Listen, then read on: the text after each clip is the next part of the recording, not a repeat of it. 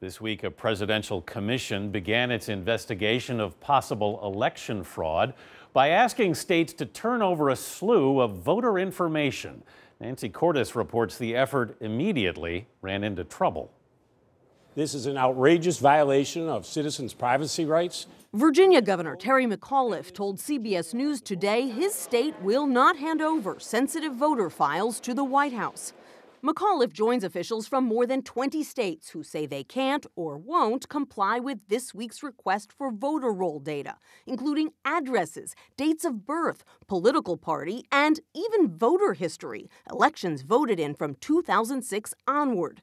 The request came from the new Presidential Commission on Election Integrity, established after President Trump, who lost the popular vote, insisted 3 to 5 million people voted illegally. You have people that are registered who are dead, who are illegals, who are in 2 states. GOP leaders have rejected his claim. I've seen no evidence to that effect. And today, New York's Democratic Governor Andrew Cuomo announced, "We will not be complying with this request. New York refuses to perpetuate the myth voter fraud played a role in our election."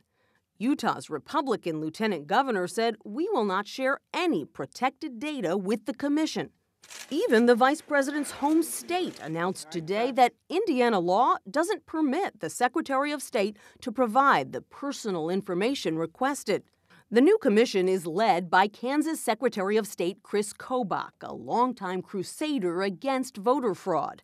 He says he only wants the data in order to fully analyze vulnerabilities and issues related to voter registration and voting. Democrats suspect there's more to it. We will not let Donald Trump and his right-wing extremists use this as some covert plan to get data to make it harder for people to vote. We won't stand for it.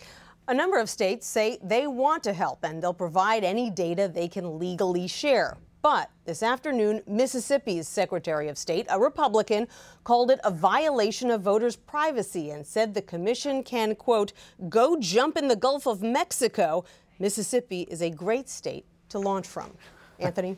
Nancy Cordes, thanks, Nancy.